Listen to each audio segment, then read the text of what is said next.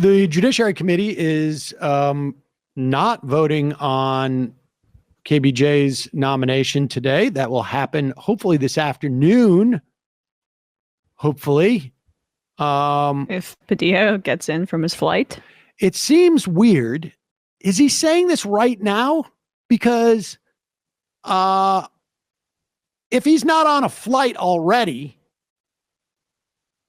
it's 7 hours minimum.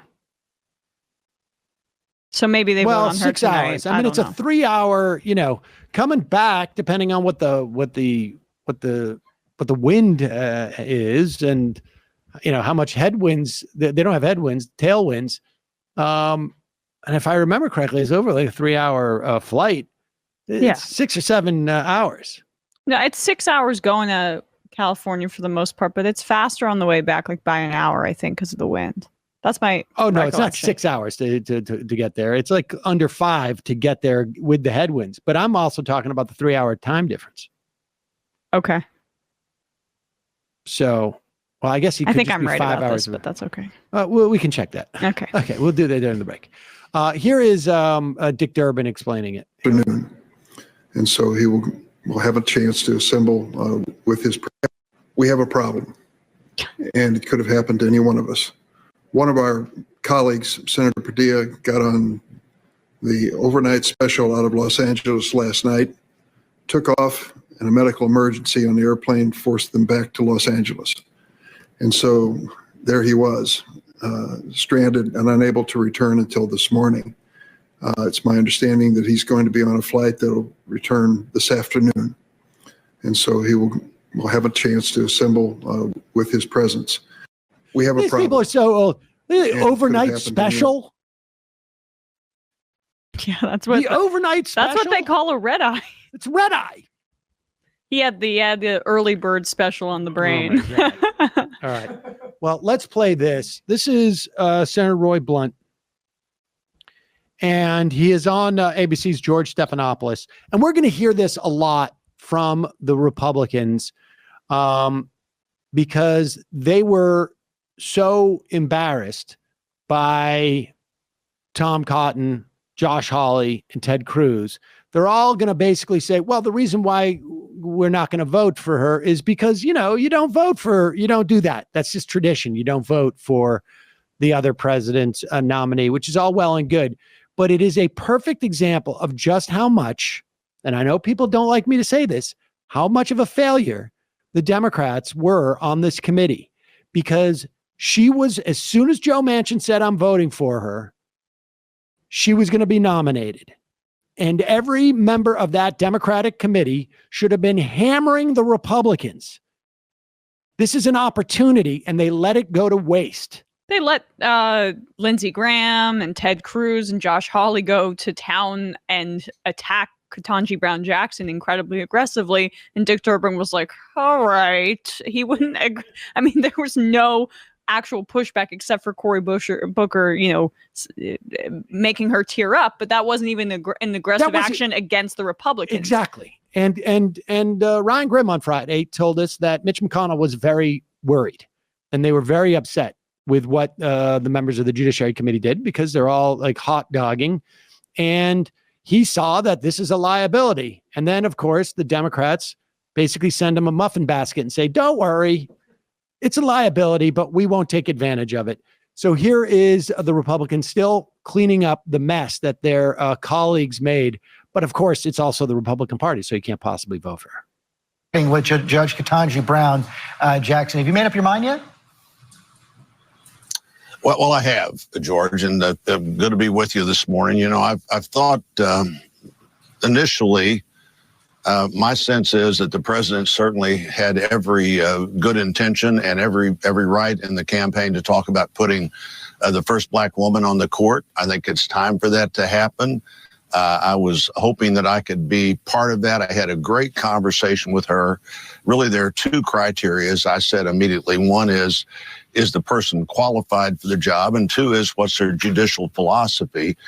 She's certainly qualified. I think she's got a great personality. I think will be a good colleague on the court.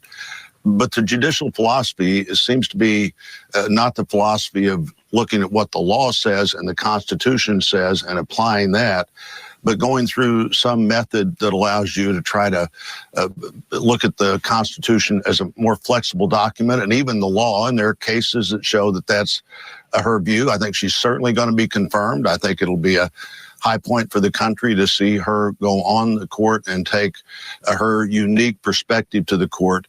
But I don't think she's the kind of judge that will really do the kind of work that I think needs to be done by the court. And I won't be supporting her, but I'll be joining others in understanding the importance of this moment. If it's a I mean, they are walking this tightrope, like where he's like, she sort of is a little CRT, if you know what I mean. But I'm proud of this country, despite the fact I will not be voting. I mean, this is an example of just how much of a missed opportunity it is. Because the obvious question for Stephanopoulos is to say, and did you agree with your colleagues who were attacking her for being like a friend to pedophiles? Or with, had there been enough of a story driven by the Democrats about the behavior of the Republicans, that's what this would be about. That's what this would be about. It wouldn't be about allowing Roy Blunt to sort of like have his cake and eat it too. Yeah, it's a high point, but I want to not participate in said high point. Blah, blah, about originalism. Yeah. And which was completely like, just sort of like, oh, we'll just take this off the shelf. This is totally off the shelf. Here's Lindsey Graham on the Senate Judiciary Committee, starting to tack back and say almost the same thing. Go ahead. I'll vote no. I'm the first time I've ever voted. I'll vote no. I'm the first time I've ever voted against any Supreme Court nominee. Let me tell you how I got there. Number one, the Supreme Court is different than the Circuit Court. I voted for her at the DC Circuit Court level because I'm disposed to do that. And I'm playing a game that very few people play anymore, that if you win an election, I expect you to pick somebody I wouldn't support on the court. That just sort of comes with winning. So I didn't think twice about not voting for her. But now that you're talking about the Supreme Court, you're making policy, not just bound by it. That's really problematic. Whoa. I was unaware that the judiciary or the Supreme Court, okay, so there's a distinction between other members of the judiciary, but that the Supreme Court is tasked with making policy. Pretty sure that's your job, dude. Well, the fact of the matter is, of course they make policy. Yeah. What is surprising is to hear Lindsey Graham admit it. Yeah. Because isn't it supposed to be, they're just, and you heard Blount say it too. The reality is that the Constitution is a living document because our understanding of the context of these things has changed. Okay. What was a well-regulated militia in 1780 is now apparently just a dude who wants to carry a gun around. The Supreme Court, the Constitution, of course, a document that's been written 250 years ago, is not going to be, and that is that general, has to be applied. It has to be interpreted. And because if it was so obvious, you wouldn't need an interpreter. And they pretend that's not the case. Yeah, there's only calling balls and strikes, except he just let it slip a little bit there. Right? Yep. The fact that the Republicans have treated the Supreme Court as a way to like ensure that no progressive policy or anything even approaching it is able to get enshrined into law. That's the whole purpose of what they've been doing this whole time. Blunt says the Constitution is not flexible. Well, Lindsey Graham just said that Supreme Court judges make policy. I thought you were about originalism, huh? They make policy? I would think that that's what you would call an activist judge. Yes. And of course, they have all voted for activist judges because they want their judges to be activists. I mean, you had literally, talk about activism. Scalia And in fact, the entire court, or the majority, the five Republican majority on the Supreme Court, literally overturned the reauthorization of Section 5 of the Voting Rights Act that was voted on by not just a majority of senators and congresspeople, but an overwhelming majority. It was something like 90, I can't remember off the top of my head, it was something like 95 to 5 reauthorized it in 2007. And less than 7 years later, the Republicans on the Supreme Court say, well, they voted for it, but they didn't really want to. They were just nervous about voting against it because they didn't want to be seen as being bad people or racist. They didn't want to get canceled. I mean, honestly, canceled. Reauthorizing the Voting Rights Act, that would be cancel culture. That's what an activist judge is. Taking a clear vote that is voted on by lawmakers and saying, we are going to overturn it. And not even based upon any type of like constitutional principle, because we know the Voting Rights Act is constitutional. It existed for decades.